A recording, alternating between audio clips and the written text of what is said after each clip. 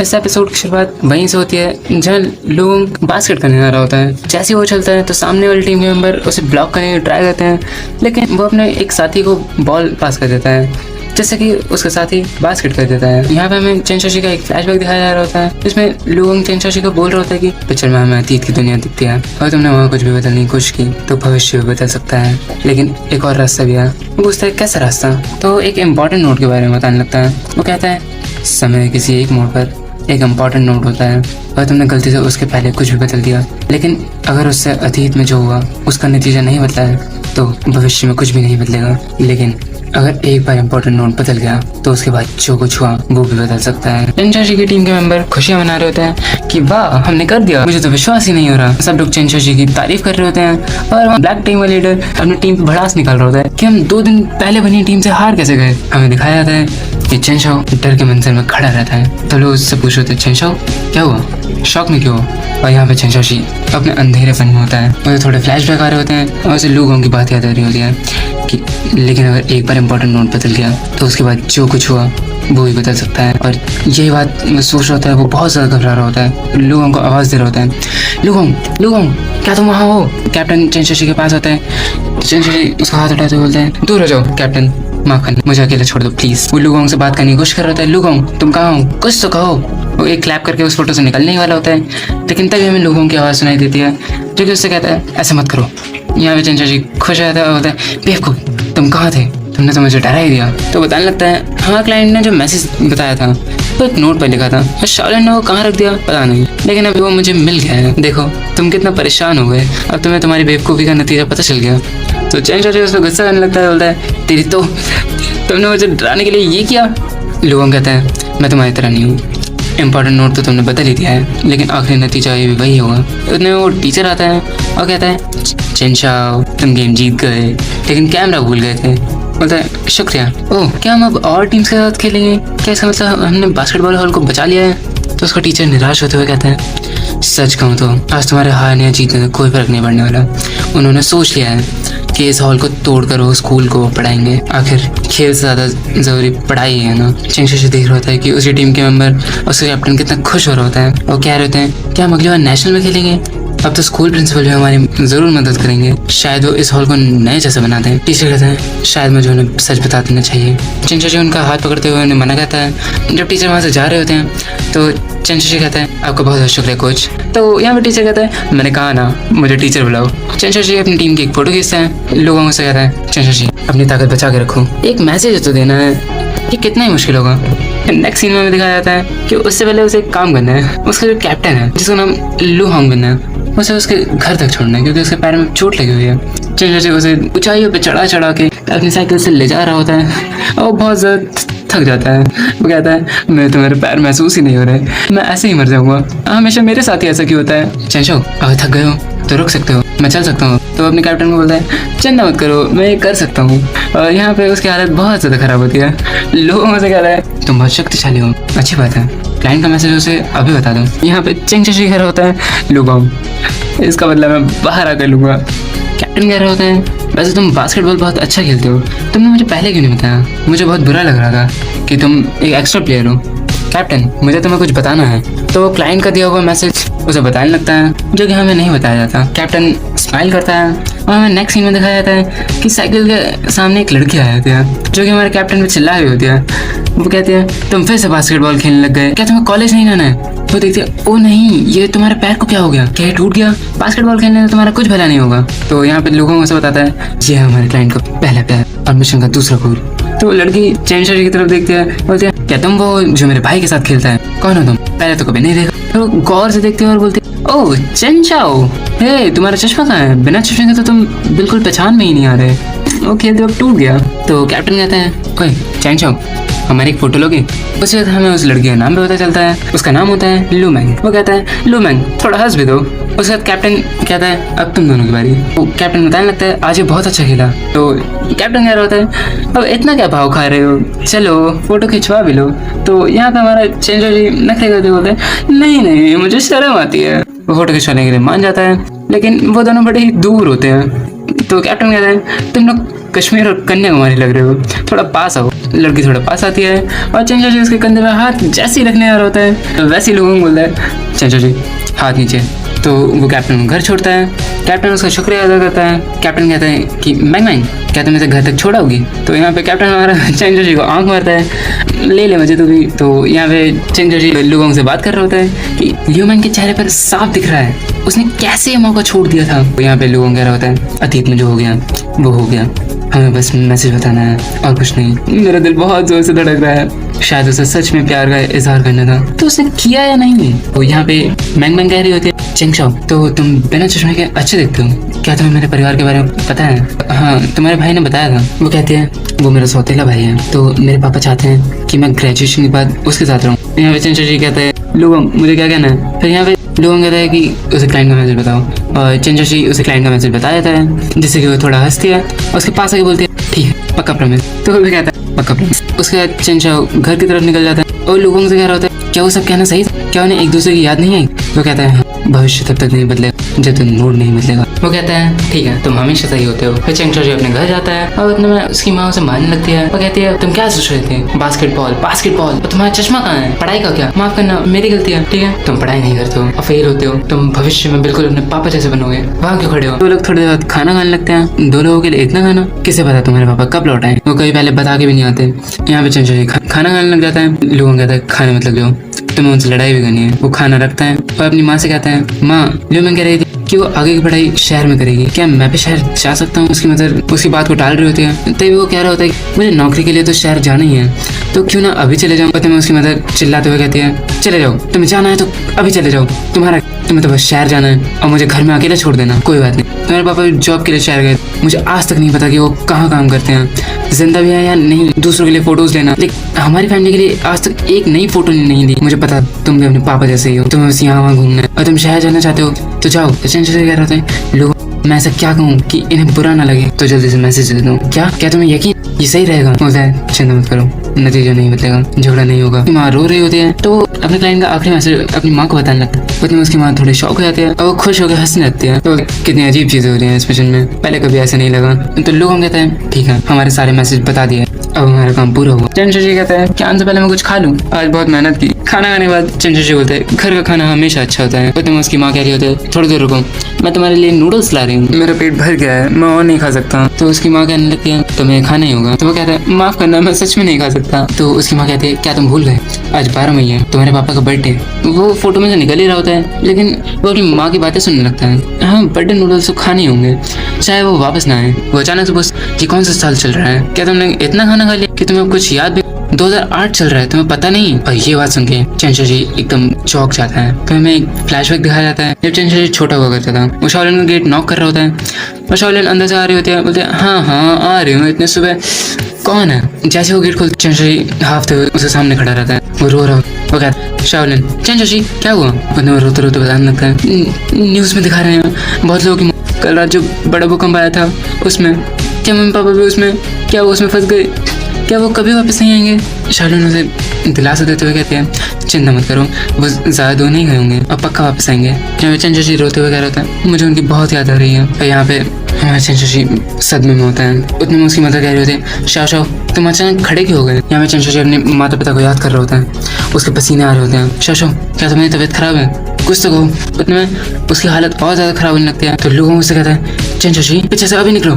समझ गया कि तुम ऐसा क्यों कह रहे थे। यहाँ पे लोगों का एक फ्लैशबैक दिखाया जाता है जिसमें कह रहा था समय किसी एक मोड़ पर एक इम्पोर्टेंट नोड होता है, लेकिन अगर उससे अतीत में जो हुआ उसका नतीजा नहीं बदला है तो भविष्य में कुछ भी नहीं बदलेगा। यहाँ पे चेंचो जी कह रहा होता है क्या मैं सही कह रहा हूँ। उसे फ्लैशबैक आने लगते हैं और शाओ की माँ से कहता है आंटी अब घर पर रहिए मैं अभी आया। तो कहती है क्या तुमने मुझे क्या बुलाया आंटी। चेंचो जी साइकिल लेके निकल जाता है। उसकी माँ पूछ रही होती है तुम कहाँ जा रहे हो इतने अंधेरे में। वो भी चेंचो जी वो मर चुके हैं, जो तुम देख रहे हो वो अतीत का हिस्सा है। चेंचो जी साइकिल रुकता है वो कहता है और तुम क्या कहना चाहते हो, यही वो नोड है जिसे हमें बदलना नहीं है। यहाँ पे लोगों कहता है चाहे तुम कितनी भी कोशिश कर लो तुम उनके भविष्य को नहीं बदल सकते, इससे ऐसा भी हो सकता है हमारी जिंदगी में जो कुछ हुआ है वो भी गायब हो जाए। यहाँ पे चेंचो जी सोच में पड़ गया होता है कि वो क्या करे। हमें लोगों का एक फ्लैशबैक दिखाया जाता है जिसमें वो चेंचो जी को समझा रहा होता है कि अगर तुमने वहाँ कुछ भी बदलने की कोशिश की तो भविष्य भी बदल सकता है, लेकिन एक और रास्ता भी है। समय है किसी एक मोड़ पर एक इम्पोर्टेंट नोड होता है अगर तुमने गलती से उसके पहले कुछ बदल दिया है, लेकिन अगर उससे अतीत में जो हुआ उसका नतीजा नहीं बदला है, तो भविष्य में कुछ भी नहीं बदलेगा। उसके बाद एक न्यूज रिपोर्टर दिखाई जा रही होती है, जो कि दुखी होकर कह रही होती है, कल रात 8:30 बजे भूकंप के आने में सभी पहाड़ गिर गए। हमें बताया जाता है कई लोग बिल्डिंग के नीचे दब चुके हैं। चिंगशोशी कहता है, चाहे मैं कितनी भी चीजें बदल लूं, वो सब आखिर में मरने ही वाले हैं, है ना? मैं सही कह रहा हूँ। और साइकिल लेके निकल जाता है। लोगों को समझा रहा होता है वो सब मर चुके हैं, जो तुम देख रहे हो वो सिर्फ अतीत है, और तुमने कुछ बदलने की कोशिश की, हो सकता है कि हमारा भविष्य बदल जाए। उसे चिंगशोशी सोच में पड़ा हुआ होता है। तो उसकी माँ आती है और कहती है, शाओ तुम्हारा हाथ क्यों कांप रहा है? वो अपनी माँ से कहता है, ओह माँ, होंगबिन को एक बात बताना मैं भूल गया था, मैं अभी आया, आप चिंता मत कीजिए। कह रही होती है, अभी बहुत रात हो गई, सुबह बता देना। लेकिन वो निकल जाता है। उसके बाद वो कह रहा होता है, लोगों तुमने कहा कि वो सब मर गए हैं, लेकिन उनका हाथ गर्म था, ये सब बिल्कुल असली जैसा है। चिंगशोशी ध्यान से सोचो, अगर तुमने सबको बता दिया कि भूकंप आने वाला है, तो कितनी हड़बड़ी मच जाएगी और हो सकता है और ज्यादा लोग मर जाएं। उसके बाद हमें चिंगशोशी का एक फ्लैशबैक दिखाया जाता है, जिसमें चिंगशोशी अपनी माँ के साथ सो रहा होता है और क्या होता है, माँ मुझे डर लग रहा है। चिंगशोशी की माँ अपने बेटे को एक लोरी गा के सुना रही होती है, इससे वो सो जाता है। उसके बाद हमें दिखाया जाता है लू होंगबिन की माँ उसे डांट रही होती है, बोलते क्या तुम्हारा दिमाग खराब है, बास्केटबॉल खेल के कैसे पैसे कमाओगे, आज मैं तुम्हें खाना भी नहीं दूंगी। नहीं खाना है। उतने में उसके मोहल्ले वाले आके उसके घर के बाहर खड़े होते हैं। ओ ये बच्चा तो बहुत अच्छा है, इसकी खेलने कूदने की उम्र है, लेकिन ये बहुत ज्यादा नहीं हो जाएगा खाना ना देना? चिंगशोशी भगता भगता होंगबिन के पास आता है। होंगबिन कहता है, चिंचो तुम यहाँ क्यों आए हो, जल्दी भागो। क्या तुम मजाक कर रहे हो? मेरा घुटना अभी भी ठीक नहीं है और कहाँ भागना है। उतने में उसकी मदद निकल जाते हैं, बोलते हैं, चिंचो उसकी हालत पहले ही खराब है, तुम उसे कहाँ ले आ रहे हो? और तुम ही हो ना इसके दोस्त जिसने इसे ये सब सिखाया है? वो कहता है कि नहीं, मेरा ये मतलब नहीं है, लेकिन हम सबको जल्दी गाँव छोड़ना होगा। क्या मतलब है तुम्हारा? होंगबिन कहता है, चिंचो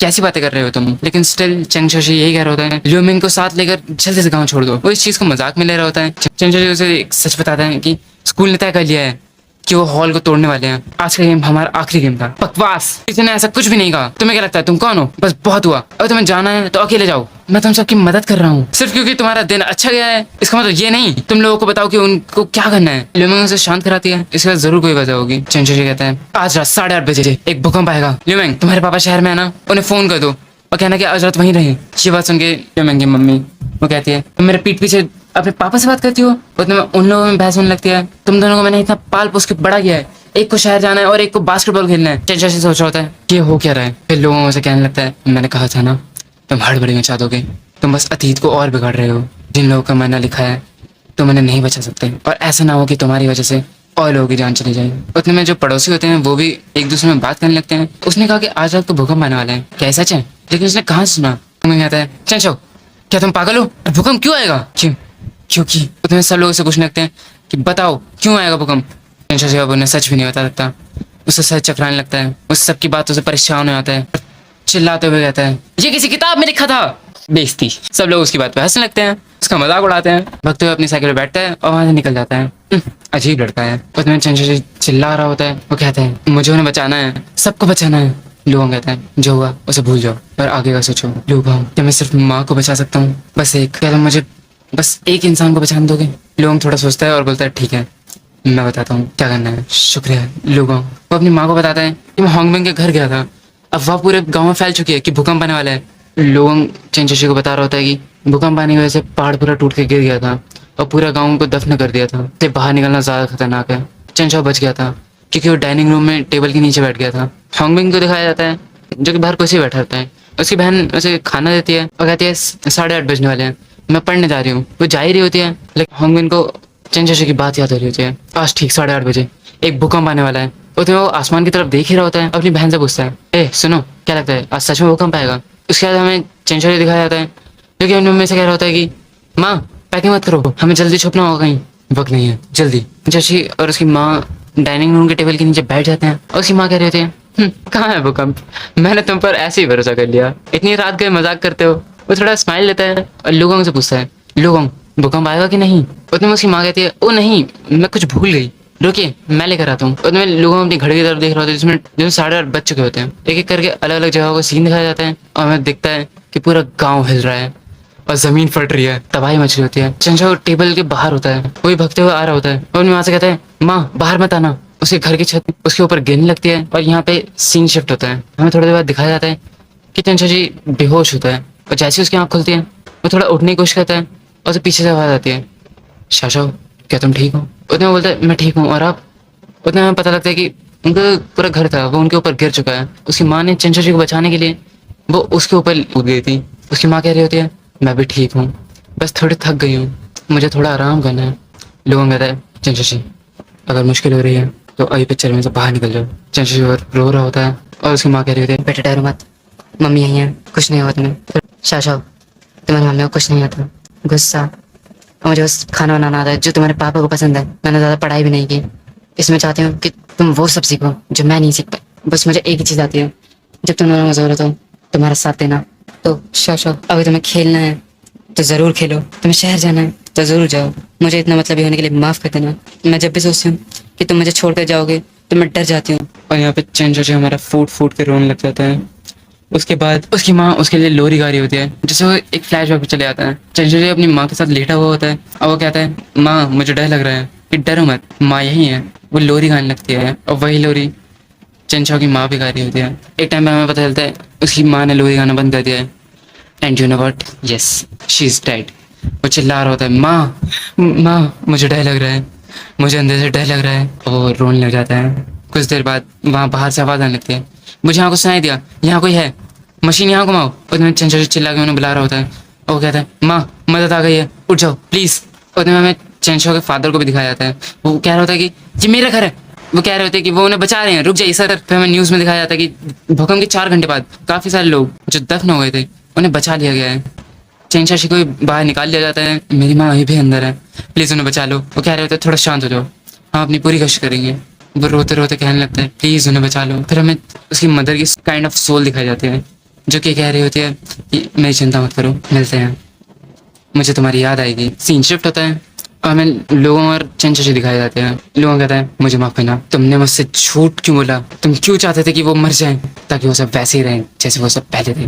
और यहाँ पे चंचशी लुगोंग को एक घूसा मारता है और यहाँ पे चंचशी भी जमीन पे गिर के रो रहा होता है। फिर लुगोंग अपनी दोस्ती का फर्ज निभाते हुए उसे शांत करता है। चंचशी कहता है अगर हम उन्हें बचा ही नहीं सकते थे तो मैसेज बताने का क्या मतलब। बेवकूफ़, मैंने कहा था ना, अतीत या भविष्य, क्योंकि हम अतीत नहीं बदल सकते, क्योंकि हमारी वजह से अनजाने में ही सही, लेकिन भविष्य ज़रूर बदलेगा। नेक्स्ट सीन में हमें दिखाया जाता है कि जो चेन शाओ है वो अपने डैड के साथ खड़ा रहता है अपनी मदर की ग्रेव पे। उसके डैड कह रहे होते हैं इतने साल बाद ऐसा लग रहा है अगर उस दिन मैं बस पकड़ के गाँव वापस आ गया होता तो नतीजा कुछ और होता। चेन शाओ के फादर उसके लिए कुछ लेके आए होते हैं। वो कह रहे होते हैं मुझे पुरानी चीज़ें मिली। चेन शाओ की शॉप पे दिखाया जाता है, वहाँ पे चेन शाओ होता है और कहता है हे क्या यहाँ पुराने कैमरे से मैं कुछ फ़ोटोज़ निकलवा सकता हूँ। बोलता है हाँ ज़रूर। बोलता है कैमरा तो ये है लेकिन ये थोड़ा टूटा हुआ है। और जैसे ही चंद्रशेखर उसका कैमरा देखता है फिर उसे फ्लैशबैक आते हैं। टेबल के नीचे उसकी मदर और वो बैठे हुए थे तो उसकी मदर कहती है ओ नहीं मैं कुछ भूल गई, रुकिए मैं लेकर आता हूँ। चंद्रशेखर उन फोटोज़ को निकाल रहा होता है और हर एक फ़ोटो के साथ हमें एक फ्लैशबैक दिखाया जा रहा होता है। पहले कैप्टन की फ़ोटो, उसमें वो कैप्टन को अपना पहला मैसेज बता रहा होता है। वो कहता है मुझे कल एक सपना आया था लॉन्ग के साथ जो मैच हुई थी उसके बारे में। मैं आपका सब्स्टिट्यूट था, दंग और 3 पॉइंटर स्कोर कर रहा था, उनको हरा दिया और मेरी आँख खुली। मुझे वो दिन याद आते हैं जब हम साथ में खेलते थे। जब मैं बड़ा हो जाऊँगा मुझे फिर भी बास्केटबॉल खेलना है, ऐसे दोस्तों के साथ जो मुझे एक्स्ट्रा प्लेयर की तरह खेलने देते हैं, ऐसे दोस्तों के साथ जो अच्छा स्कोर ना करने पर डांटते हैं, जो मुझ पर भरोसा करते हैं। वो कोर्ट चाहे कभी सामने ना हो फिर भी मैं खेलना चाहता हूँ। अरिगातो कैप्टन, ये दोस्ती के पल मैं हमेशा याद रखूँगा। फिर हमें दूसरा मैसेज बताया जा रहा होता है। लू मेंग की फोटो दिखाई जाती है और चंचल लू मेंग से कह रहा होता है शहर में अच्छे कॉलेज हैं और वहाँ प्रगति भी जल्दी होगी, मैं चाहता हूँ कि तुम जल्दी से जल्दी वहाँ चली जाओ। अच्छा तो रहेगा कि तुम अभी चली जाओ, पर मैं शहर के किसी कॉलेज में एडमिशन ले लूँगा आने वाले दिनों में और फिर शायद हम साथ रहें। तभी वो कहती है ओके पक्का प्रॉमिस। ओए कहता है कि पक्का प्रॉमिस। फिर हमें एक फ्लैशबैक दिखाया जाता है जिसमें चंचल अपनी माँ को समझा रहा होता है कि माँ मैं वैसे एक एक्स्ट्रा प्लेयर हूँ, मुझे फोटो खींचने के लिए रखा है। वो उसे उसके पापा का पहला कैमरा देती है और बोलती है इसे तोड़ना मत। और कहती है अब जल्दी करो और मेरी एक फोटो लो, देखते हैं कैमरा अभी चल रहा है कि नहीं। अब सीन शॉट होता है, हमें चंचल के घर पे दिखाया जाता है। उसका बेटा ठीक से सो नहीं पा रहा होता। फिर उसके बाद वो एक लोरी गुनगुनाने लगता है। हमें बताया जाता है कि ये गाना ही थर्ड मैसेज था जो कि चंचल उस वक्त अपनी माँ को सुना रहा होता है। एक गाना बजने लगता है कुछ इस प्रकार से Wind you have to blow gently but you have to sing softly।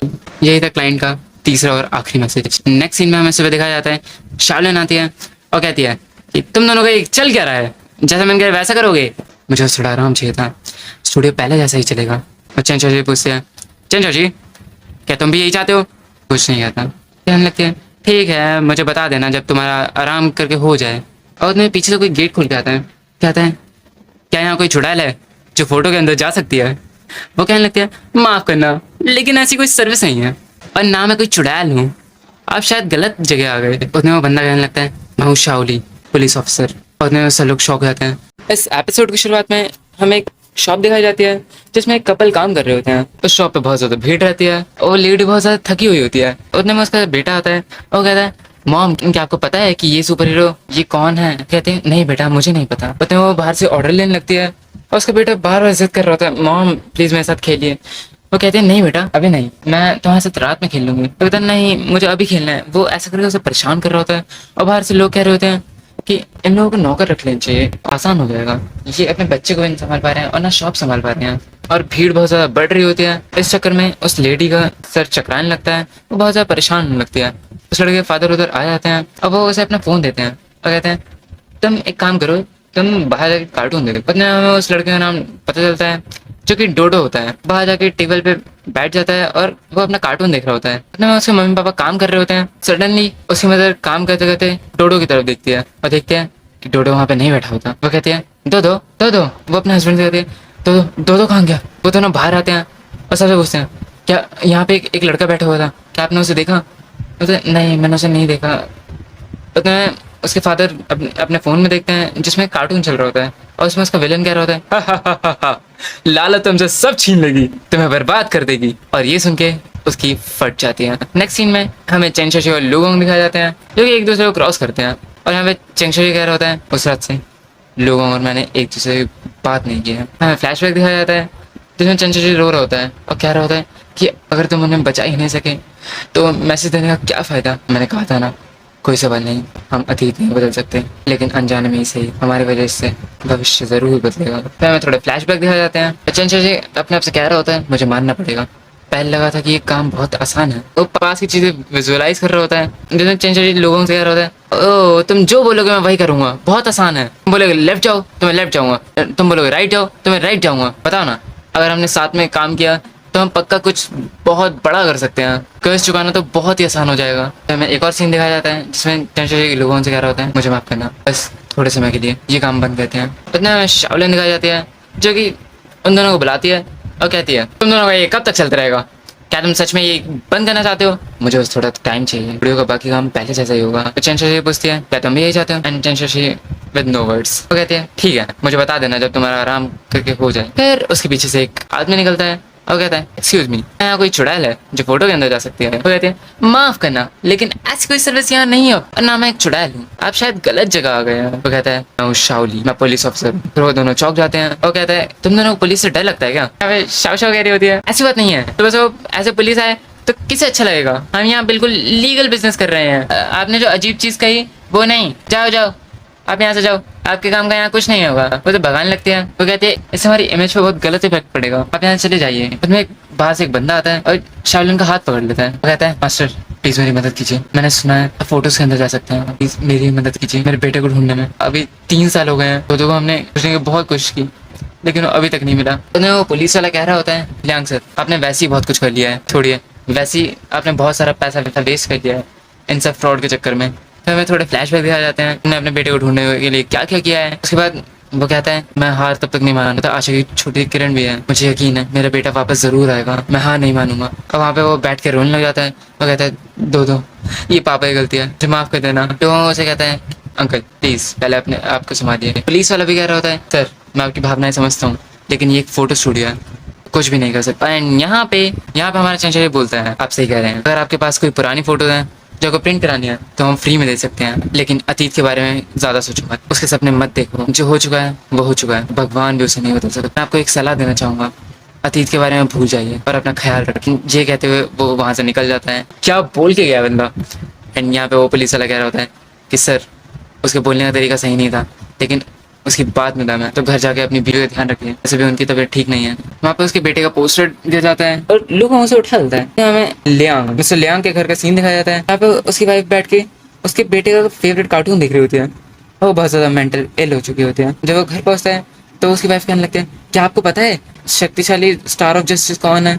वो अपने बेटे ऐसी हरकत करने लग जाते हैं। वो भी उसे अच्छा महसूस कराने के लिए वो उसके साथ वैसी बातें कर रहा होता है। नेक्स्ट सीन में हमें चंचल दिखाया जा रहा होता है जो लैपटॉप पर कुछ देख रहा होता है। यहाँ पे शाओलिन आती है और कहती है आने वाले मिल्क टी बनाई है, तुम शुक्रिया भी नहीं कह सकते हैं। कहता है शुक्रिया। फिर वो देखती है कि वो दो की खबर देख रहा होता है। तो कहता है मुझे इसके बारे में और जानने का मन किया, सुन के अच्छा लगा, तुम पहले जैसे हो गए हो। बताने लगती है आज से 3 साल पहले हमारे स्कूल के पास उन्होंने एक मिल्क शॉप खोली थी। वो लोग बहुत खुश हुआ करते थे जैसे उनका बच्चा लापता हो गया। नेक्स्ट सीन में हमें मिस्टर लियांग का घर दिखाया जाता है जहाँ पे वो कह रहे होते हैं बारिश रुक गई है, मैं पोस्टर बांटने आ रहा हूँ, कहीं मत जाना। चार्लन फिर से बताने लगता है उसके बाद मैंने उनको बहुत बार स्कूल के पास वाली सड़क पर देखा था। वो अपनी बीवी के साथ मिसिंग पर्सन की रिपोर्ट वहाँ लगाते थे। जरा सुनो, क्या तुमने इस लड़के को कहीं देखा है? बेटा ध्यान से देखो, क्या तुम्हें कुछ याद आया? मुझे माफ कर दे, मैंने नहीं देखा है। और वो वहाँ से भाग जाती है और वो कहती है जबकि मुझे उनसे कुछ और कहना था लेकिन मैंने झूठ बोला। मुझे याद है मैंने वैसे ही किसी लड़के को जाते हुए देखा था। मुझे पछतावा होता है मैंने रोककर क्यों नहीं देखा, इसलिए मुझे लियांग अंकल के सामने आने से डर लगता है। मुझे लगा कि वो अतीत को भूल गए होंगे लेकिन मुझे नहीं पता था कि 3 साल बाद भी वो अभी भी कोशिश कर रहे हैं। मुझे अपनी गलती को सुधारना है। चिंचाशी प्लीज़ उनकी मदद कर दो। ठीक है मैं उनकी मदद करूँगा, लेकिन जो तुमने मेरे लिए किया उसके बदले में। लेकिन मिल्क टी मैंने नहीं बनाई थी। तो बाहर आके कहता है शुक्रिया। कि मिस्टर लियांग उसे लगा रहे होते हैं, उनके पास शाओलिन कॉल करती है। अब वो उन्हें बताने लगती है कि हम आपकी मदद कर सकते हैं। अच्छा सच में? आपका बहुत बहुत शुक्रिया। उसके बाद हमें पुलिस स्टेशन का सीन दिखाया जाता है। मिस्टर किम बैठ के कह रहे होते हैं इतना इजी केस मेरे से सॉल्व क्यों नहीं हो रहा है। वो अपने कलीग को बुलाने लगते हैं और बोलते हैं कहाँ मर गया ये। उन्हें पता चलता है कि लियांग उन लोगों के पास आया हुआ था। वो बताने लगते हैं कि वो कह रहा था उसे कोई पहले का वीडियो चाहिए था दो को ढूंढने के लिए। ये वीडियो 3 साल पहले का है, मैं ऐसे ही तुम्हें नहीं दे सकता। दूसरी साइड वाला बंदा कहता है मास्टर बैंग एक बच्चे के लिए कर दीजिए, बस इसका एक पार्ट काट के मुझे सेंड कर दीजिए। वो मिस्टर बैंक कहता है ये नामुमकिन है, रूल्स भी कुछ होते हैं और ये वीडियो इतना लंबा है, तुम्हें कौन सा पार्ट चाहिए मुझे क्या पता। वो कहता है नहीं बस एक 15 सेकंड का वीडियो मुझे सेंड कर दीजिए, ठीक है ना। फिर वो वीडियो निकालने के बाद मिस्टर किम को भेज देता है, बोलता है ये वीडियो एकदम टॉप सीक्रेट है, इसका गलत इस्तेमाल मत करना और फॉरवर्ड तो बिल्कुल भी नहीं। मिस्टर किम उसे लियांग को भेज देते हैं और कहते हैं लियांग मैंने वीडियो का एक पार्ट काट के आपको भेजा है और हाँ ये बिल्कुल टॉप सीक्रेट है, इसे फॉरवर्ड मत कीजिएगा। फिर मिस्टर लियांग शाओ शाओ को भेजते हैं और बोलते हैं Shao Shao miss Shao Shao उस वक्त का बस यही एक वीडियो है, मुझे यकीन है आपको इससे दो के बारे में कुछ पता चल जाएगा। आपका बहुत बहुत शुक्रिया। ओह और हाँ ये वीडियो पुलिस टीम के मेरे एक दोस्त की वजह से मिला है, तो इसे कहीं फॉरवर्ड मत कीजिएगा। और शाओलिन उसे लू गोंग को सेंड करती है और कहती है ये वीडियो बिल्कुल टॉप सीक्रेट है, इसे चेन चाओ को मत भेजना। चेन चाओ लू गोंग के बगल में बैठा रहता है और कहता है शाओलिन का क्या मतलब है, क्या उसे मुझ पर भरोसा नहीं है? मुझसे ज़्यादा भरोसेमंद इंसान इस दुनिया में नहीं है। वो कहता है रहने दो, वो जगह जहाँ दो बैठा है इस वीडियो में नजर नहीं आ रही है, मैं अच्छे से देख नहीं पा रहा हूँ। क्या तुम्हें पता है उस समय कितने बजे होंगे? उतने में हमें एक कन्वर्सेशन दिखाया जाता है मिस्टर किम और मिस्टर लियांग के बीच में, जिसमें मिस्टर लियांग कह रहे होते हैं दोपहर थी और गर्मी बहुत ज़्यादा थी, शॉप में बहुत भीड़ थी। दो अपनी माँ को खेलने के लिए बुला रहा था इसलिए मैंने उसे फ़ोन दिया था, मुझे पता नहीं कि क्या हुआ लेकिन शायद लगभग 2:50 हो रहे थे। ठीक उसके बाद मेरी बीवी को पता चला कि दो गायब हो गए हैं। वैसे चेंगशोशी और लोगों की तरफ सीन शिफ्ट होता है एंड चेंगशोशी कहता है वैसे तुम्हारी शक्तियों का इस्तेमाल करके इस वीडियो में कैसे देखोगे? वो बताने लगता है 12 घंटे के अंदर मैं 1 किलोमीटर तक जो दिख रहा है वो सब देख सकता हूँ, लेकिन जो पार्ट वीडियो में नहीं है वो मैं भी नहीं देख सकता। क्या तुम दो को देख सकते हो? उसे कौन ले गया? जिसने दो को किडनैप किया है वो इस एरिया को अच्छे से जानता होगा, उसने कैमरा में जो जगह नहीं दिखती है सिर्फ उन्हें ही चुना। ऐसे देख के तो कोई भी सुराग नहीं मिलेगा, मैं चाहता हूँ तुम वीडियो के अंदर जाओ।